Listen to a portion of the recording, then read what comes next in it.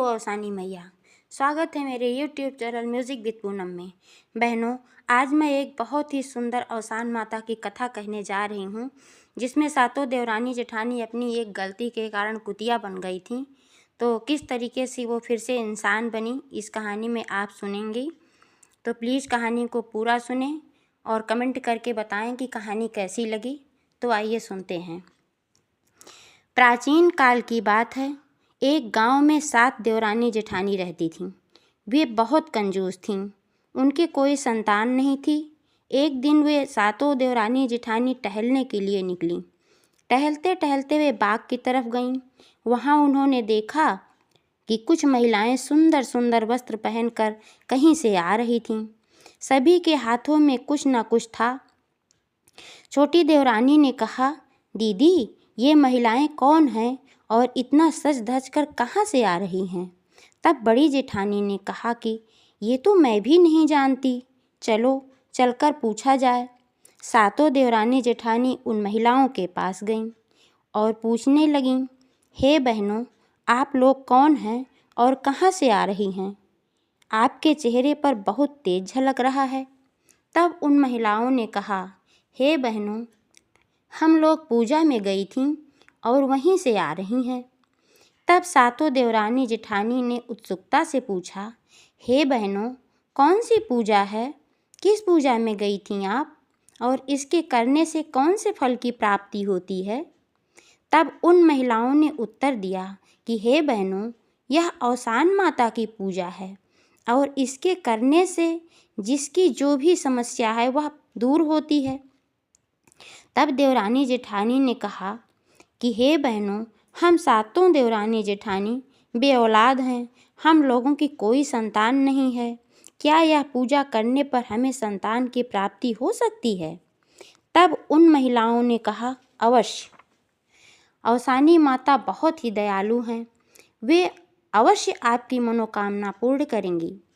आप लोग सच्चे मन से माँ की आराधना करो। तब इन्होंने पूछा कि हे बहनों, इस पूजा का क्या विधान है? कृपया विस्तार से कहें, हमें समझाइए।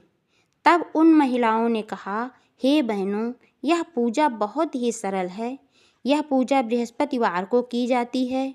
एक दिन पहले 7 सुहागिनों को न्योता दे देना कि आपको यह पूजा करनी है और पूजा में आना है। लाई, गुड़, चना, पेड़ा माता जी को बहुत प्रिय है। यही उनका भोग है।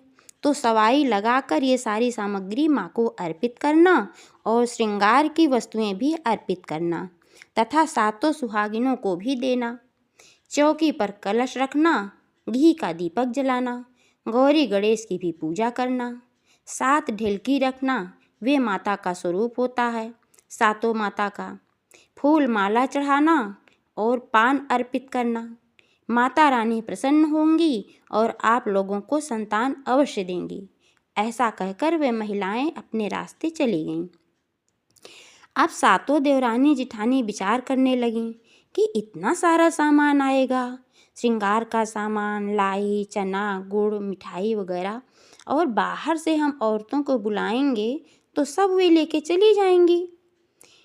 तो हे बहनों, भगवान की कृपा से हम खुद ही 7 सुहागिनें हैं, सातों देवरानी जेठानी।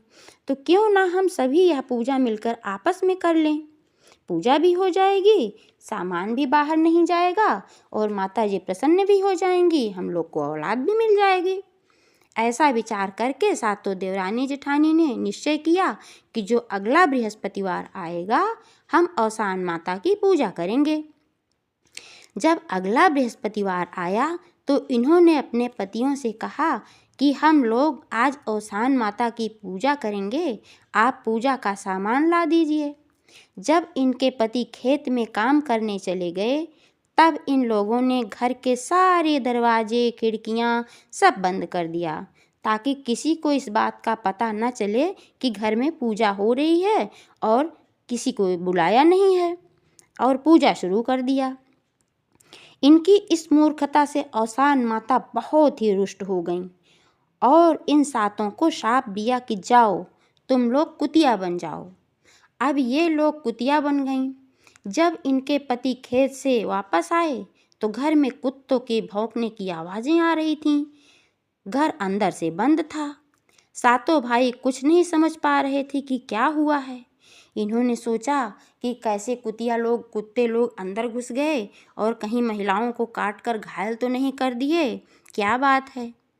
अंत में सातों भाइयों ने दरवाज़ा तोड़ने का निश्चय किया और दरवाज़ा तोड़ दिया। जब दरवाज़ा तोड़ा तो देखा कि औरतें तो गायब थीं, घर में 7-7 कुतियाएं भौंक रही थीं। सातों भाई समझ गए कि क्या हुआ है, क्योंकि वो लोग जानते थे कि ये लोग कितनी कंजूस हैं। उन्होंने आपस में विचार किया कि निश्चय ही इन लोगों ने किसी बाहर को नहीं बुलाया, किसी को बाहर से नहीं बुलाया और खुद ही सब लोग पूजा करने लगीं और खिड़की दरवाजे भी बंद था। इसीलिए माता जी का गुस्सा इन पर है और ये नाराज़ हो गई माता जी, तभी ये लोग इस तरह से कुतिया के रूप में हो गई हैं। तो जब सब माजरा उन्होंने समझ लिया, तब सातों भाई औसान माता से विनती करने लगे, कहने लगे कि हे माता, इनके अपराध को क्षमा करो। ये फिर से 7 सुहागनों को बुलाएंगी और आपकी पूजा करेंगी। तब माता प्रसन्न हुईं और माता के प्रसाद को इन सातों के मुंहों में खिलाया। तब वे फिर से इंसान बन गईं और माता जी से क्षमा मांगी। अगला बृहस्पतिवार आया तो इन्होंने 7 सुहागिनों को बुलाकर फिर से पूजा किया और 10वें महीने में उन सातों को पुत्र रत्न की प्राप्ति हुई। ऐसी है हमारी औसान माता। तो एक बार फिर से बोलो, औसान माता की जय।